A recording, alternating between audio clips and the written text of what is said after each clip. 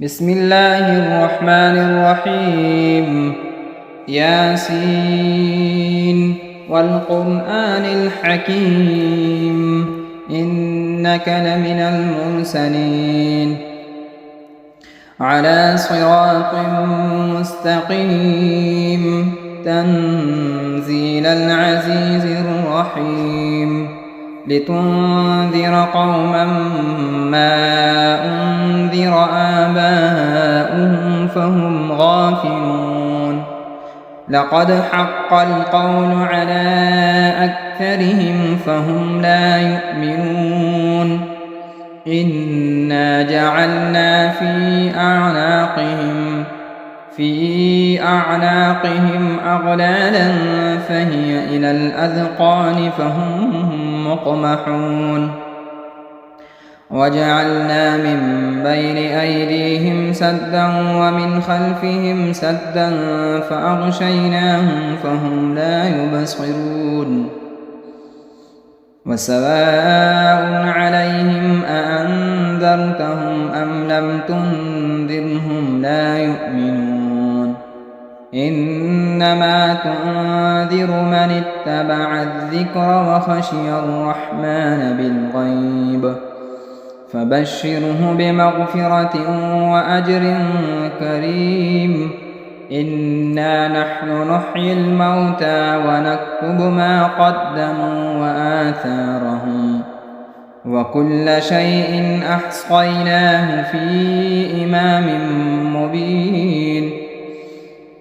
واضرب لهم مثلا أصحاب القرية إذ جاءها المرسلون إذ أرسلنا إليهم اثنين فكذبوهما فعززنا بثالث فقالوا إنا إليكم مرسلون قالوا ما أنتم إلا بشر مثلنا وما أنزل الرحمن من شيء إن أنتم إلا تكذبون قالوا ربنا يعلم إنا إليكم لمرسلون وما علينا إلا البلاغ المبين قالوا إنا تطيرنا بكم لئن لم تنتهوا لنرجمنكم وليمسنكم منا عذاب أليم قالوا طائركم معكم أئن ذكرتم بل أنتم قوم مسرفون وجاء من أقصى المدينة رجل يسعى قال يا قوم اتبعوا المرسلين اتبعوا من لا يسألكم أجرا وهم مهتدون وما لي لا أعبد الذي فطرني وإليه ترجعون أأتخذ من دونه آلهة إن يردني الرحمن بضر لا تغن عني شفاعتهم شيئا ولا ينقذون إني إذا لفي ضلال مبين إني آمنت بربكم فاسمعون قيل ادخل الجنة قال يا ليت قومي يعلمون بما غفر لي ربي وجعلني من المكرمين وما أنزلنا على قومه من بعده من جند من السماء وما كنا منزلين إن كانت إلا صيحة واحدة فإذا هم خامدون يا حسرة على العباد ما يأتي يأتيهم من رسول إلا كانوا به يستهزئون ألم يروا كم أهلكنا قبلهم من القرون أنهم إليهم لا يرجعون وإن كل لما جميع لدينا محضرون وآية لهم الأرض الميتة أحييناها وأخرجنا منها حبا فمنه يأكلون وجعلنا فيها جنات من نخيل وأعناب وفجرنا فيها من العيون ليأكلوا من ثمره وما عملته أيديهم أفلا يشكرون سبحان الذي خلق الأزواج كلها مما تنبت الأرض ومن أنفسهم ومما لا يعلمون وآية لهم الليل نسلخ منه النهار فإذا هم مظلمون والشمس تجري لمستقر لها ذلك تقدير العزيز العليم والقمر قدرناه منازل حتى عاد كالعرجون القديم لا الشمس ينبغي لها أن تدرك القمر ولا الليل سابق النهار وكل في فلك يسبحون وآية لهم أنا حملنا ذريتهم في الفلك المشحون وخلقنا لهم من مثله ما يركبون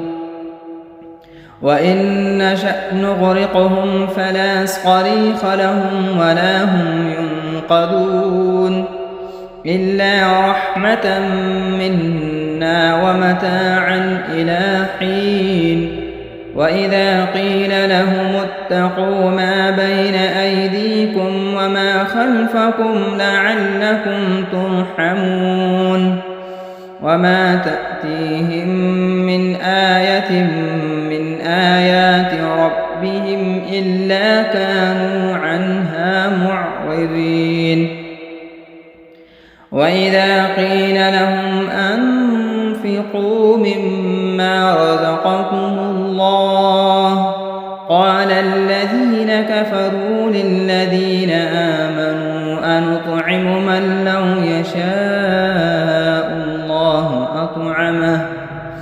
إن أنتم إلا في ضلال مبين ويقولون متى هذا الوعد إن كنتم صادقين ما ينظرون إلا صيحة واحدة تأخذهم وهم يخصمون فلا يستطيعون توصية ولا إلى أهلهم يرجعون ونفخ في الصور فإذا هم من الأجداث إلى ربهم ينسلون قالوا يا ويلنا من بعثنا من مرقدنا هذا ما وعد الرحمن وصدق المرسلون إن كانت إلا صيحة واحدة فإذا هم جميع لدينا محضرون فاليوم لا تظلم نفس شيئا ولا تجزون إلا ما كنتم تعملون إن أصحاب الجنة اليوم في شغل فاكهون هم وأزواجهم في ظلال على الأرائك متكئون لهم فيها فاكهة ولهم ما يدعون سلام قولا من رب رحيم وامتازوا اليوم أيها المجرمون ألم أعهد إليكم يا بني آدم أن لا تعبدوا الشيطان إنه لكم عدو مبين وأن اعبدوني هذا صراط مستقيم ولقد أضل منكم جبلا كثيرا أفلم تكونوا تعقلون هذه جهنم التي كنتم توعدون اصلوها اليوم بما كنتم تكفرون اليوم نختم على أفواههم وتكلمنا أيديهم وتشهد أرجلهم بما كانوا يكسبون ولو نشاء لطمسنا على أعينهم فاستبقوا الصراط فأنى يبصرون ولو نشاء لمسخناهم على مكانتهم فما استطاعوا مضيا ولا يرجعون ومن نعمره ننكسه في الخلق أفلا يعقلون وما علمناه الشعر وما ينبغي له إن هو إلا ذكر وقرآن مبين لينذر من كان حيا ويحق القول على الكافرين أولم يروا أنا خلقنا لهم مما عملت أيدينا أنعاما فهم لها مالكون وذللناها لهم فمنها ركوبهم ومنها يأكلون ولهم فيها منافع ومشارب أفلا يشكرون واتخذوا من دون الله آلهة لعلهم ينصرون لا يستطيعون نصرهم وهم لهم جند محضرون فلا يحزنك قولهم إنا نعلم ما يسرون وما يعلنون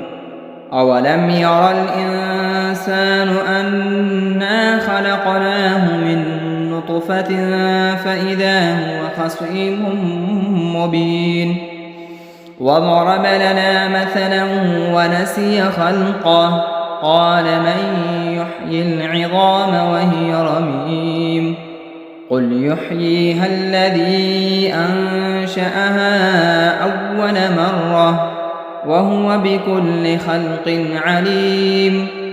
الذي جعل لكم من الشجر الأخضر نارا فإذا أنتم منه توقدون أوليس الذي خلق السماوات والأرض بقادر على أن يخلق مثلهم بلى وهو الخلاق العليم إنما أمره إذا أراد شيئا أن يقول له كن فيكون فسبحان الذي بيده ملكوت كل شيء وإليه ترجعون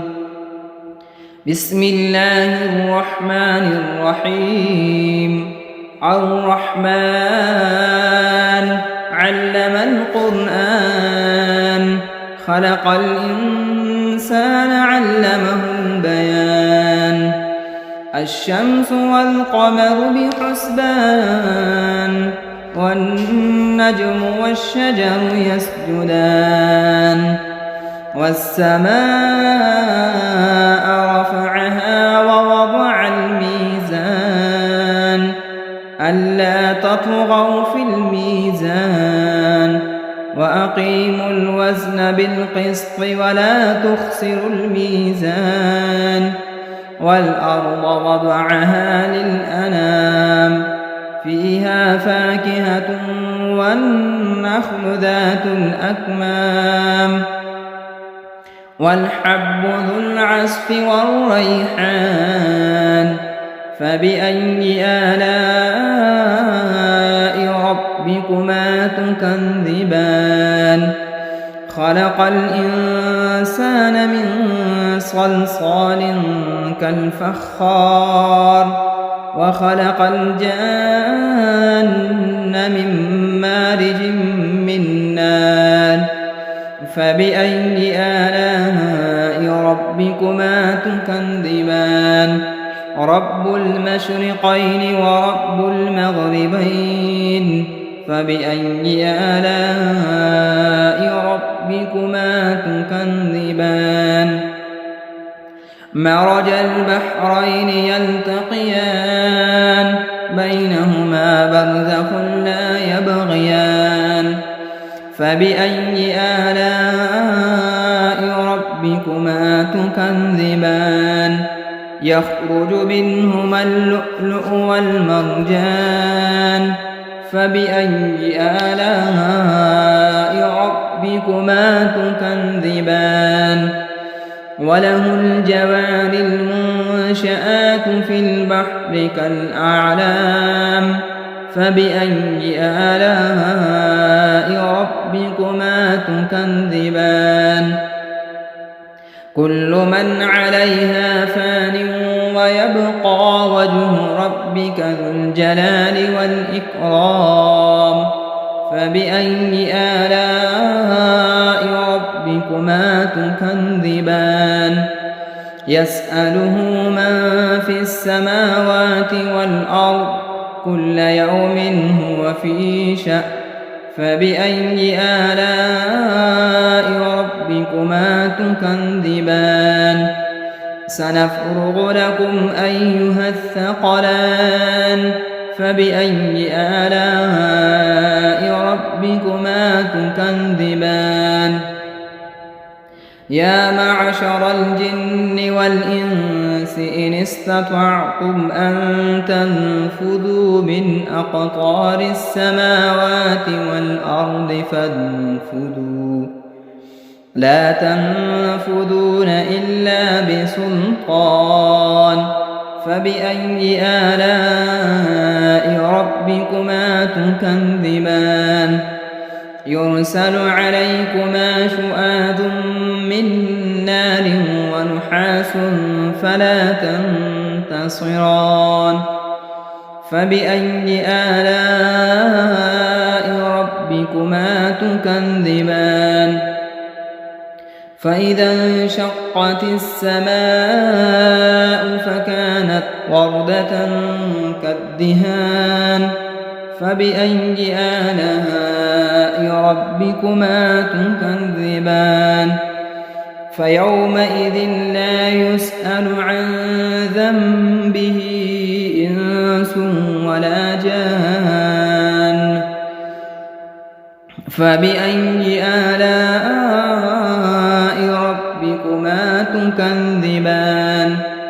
يعرف المجرمون بسيماهم فيؤخذ بالنواصي والأقدام فبأي آلاء ربكما تكذبان هذه جهنم التي يكذب بها المجرمون يطوفون بينها وبين حميم آن فبأي آلاء ربكما تكذبان ولمن خاف مقام ربه جنتان فبأي آلاء ربكما تكذبان ذواتا أفنان فبأي آلاء ربكما تكذبان فيهما عينان تجريان فبأي آلاء ربكما تكذبان فيهما من كل فاكهة زوجان فبأي آلاء ربكما تكذبان متكئين على فرش بطائنها من استبرق وجنى الجنتين دان فبأي آلاء ربكما تكذبان فيهن قاصرات الطرف لم يطمثهن إنس قبلهم ولا جان فبأي آلاء ربكما تكذبان كأنهن الياقوت والمرجان فبأي آلاء ربكما تكذبان هل جزاء الإحسان إلا الإحسان فبأي آلاء ربكما تكذبان ومن دونهما جنتان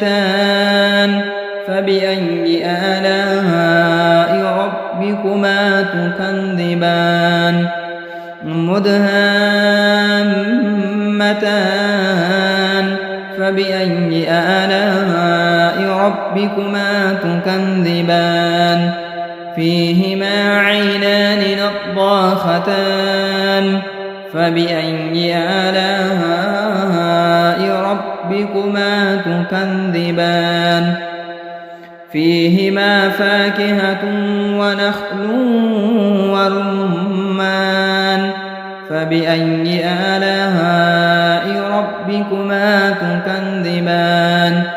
فيهن خيرات حسان فبأي آلاء ربكما تكذبان حور مقصورات في الخيام فبأي آلاء ربكما تكذبان لم يطمثهن إنس قبلهم ولا جان فبأي آلاء ربكما تكذبان متكئين على رفرف خضر وعبقري حسان فبأي آلاء ربكما تكذبان تبارك اسم ربك ذي الجلال والإكرام بسم الله الرحمن الرحيم إذا وقعت الواقعة ليس لوقعتها كاذبة خافضة رافعة إذا رجت الأرض رجا وبست الجبال بسا فكانت هباء منبثا وكنتم أزواجا ثلاثا فأصحاب الميمنة ما أصحاب الميمنة وأصحاب المشأمة ما أصحاب المشأمة والسابقون السابقون أولئك المقربون في جنات النعيم ثلة من الأولين وقليل من الآخرين على سرر موضونة متكئين عليها متقابلين يطوف عليهم ولدان مخلدون بأكواب وأباريق وكأس من معين لا يصدعون عنها ولا ينزفون وفاكهة مما يتخيرون ولحم طير مما يشتهون وحور عين كأمثال اللؤلؤ المكنون جزاء بما كانوا يعملون لا يسمعون فيها لغوا ولا تأثيما إلا قيلا سلاما سلاما. وأصحاب اليمين ما أصحاب اليمين في سدر مخضود وطلح منضود وظل ممدود وماء مسكوب وفاكهة كثيرة لا مقطوعة ولا ممنوعة وفرش مرفوعة إنا أنشأناهن إنشاء فجعلناهن أبكارا عربا أترابا لأصحاب اليمين ثلة من الأولين وثلة من الآخرين. وأصحاب الشمال ما أصحاب الشمال في سموم وحميم وظل من يحموم لا بارد ولا كريم إنهم كانوا قبل ذلك مترفين وكانوا يصرون على الحنث العظيم وكانوا يقولون أئذا متنا وكنا ترابا وعظاما أئنا لمبعوثون أو آباؤنا الأولون قل إن الأولين والآخرين لمجموعون إلى ميقات يوم معلوم ثم إنكم أيها الضالون المكذبون لآكلون من شجر من زقوم فمالئون منها البطون فشاربون عليه من الحميم فشاربون شرب الهيم هذا نزلهم يوم الدين نحن خلقناكم فلولا تصدقون أفرأيتم ما تمنون أأنتم تخلقونه أم نحن الخالقون نحن قدرنا بينكم الموت وما نحن بمسبوقين على أن نبدل أمثالكم وننشئكم فيما لا تعلمون ولقد علمتم النشأة الأولى فلولا تذكرون أفرأيتم ما تحرثون أأنتم تزرعونه أم نحن الزارعون لو نشاء لجعلناه حطاما فظلتم تفكهون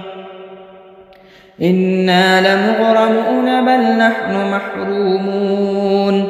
أفرأيتم الماء الذي تشربون أأنتم أنزلتموه من المزن أم نحن المنزلون لو نشاء جعلناه أجاجا فلولا تشكرون أفرأيتم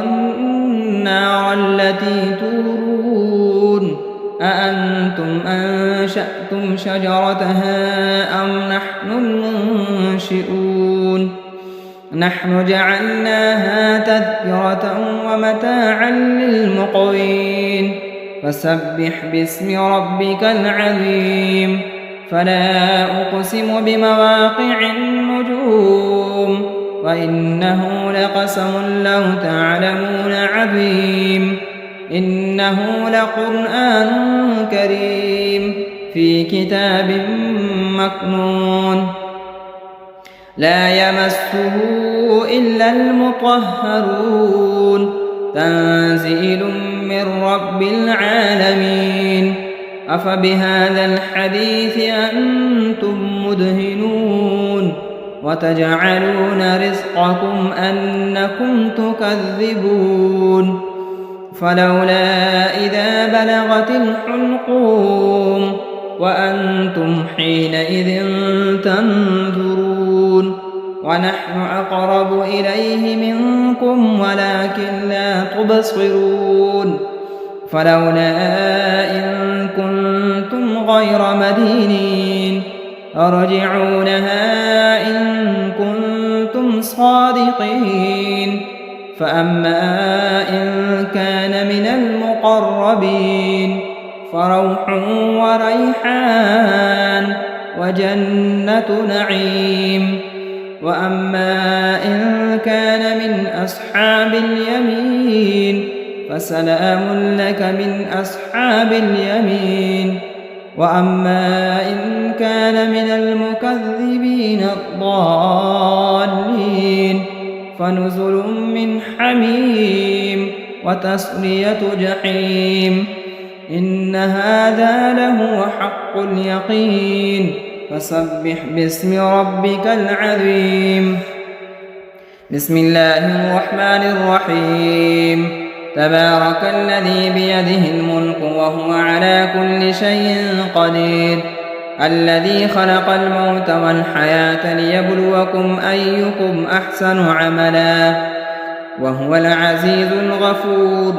الذي خلق 7 سماوات طباقا ما ترى في خلق الرحمن من تفاوت فارجع البصر هل ترى من فتور ثم ارجع البصر كرتين ينقلب إليك البصر خاسئا وهو حسير ولقد زينا السماء الدنيا بمصابيح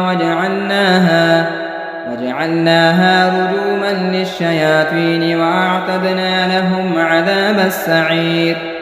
وللذين كفروا بربهم عذاب جهنم وبئس المصير إذا ألقوا فيها سمعوا لها شهيقا وهي تفور تكاد تميز من الغيظ كلما ألقي فيها فوج سألهم خزنتها ألم يأتكم نذير قالوا بلى قد جاءنا نذير فكذبنا وقلنا ما نزل الله من شيء إن أنتم إلا في ضلال كبير وقالوا لو كنا نسمع أو نعقل ما كنا في أصحاب السعير فاعترفوا بذنبهم فسحقا لأصحاب السعير إن الذين يخشون ربهم بالغيب لهم مغفرة وأجر كبير وأسروا قولكم أو اجهروا به إنه عليم بذات الصدور ألا يعلم من خلق وهو اللطيف الخبير هو الذي جعل لكم الأرض ذلولا فامشوا في مناكبها وكلوا من رزقه وإليه النشور أأمنتم من في السماء أن يخسف بكم الأرض فإذا هي تمور أم أمنتم من في السماء أن يرسل عليكم حاصبا فستعلمون كيف نذير ولقد كذب الذين من قبلهم فكيف كان نكير أولم يروا إلى الطير فوقهم صافات ويقبض ما يمسكهن إلا الرحمن إنه بكل شيء بصير أمن هذا الذي هو جند لكم ينصركم من دون الرحمن إن الكافرون إلا في غرور أمن هذا الذي يرزقكم إن أمسك رزقه بل لجوا في عتو ونفور أفمن يمشي مكبا على وجهه أهدى أمن يمشي سويا على صراط مستقيم قل هو الذي أنشأكم وجعل لكم السمع والأبصار والأفئدة قليلا ما تشكرون قل هو الذي ذرأكم في الأرض وإليه تحشرون ويقولون متى هذا الوعد إن كنتم صادقين قل إنما العلم عند الله وإنما أنا نذير مبين فلما رأوه زلفة سيئت وجوه الذين كفروا وقيل هذا الذي كنتم به تدعون قل أرأيتم إن أهلكني الله ومن معي أو رحمنا فمن يجير الكافرين من عذاب أليم قل هو الرحمن آمنا به وعليه توكلنا فستعلمون من هو في ضلال مبين قل أرأيتم إن أصبح ماؤكم غورا فمن يأتيكم بماء معين صدق الله مولانا العظيم.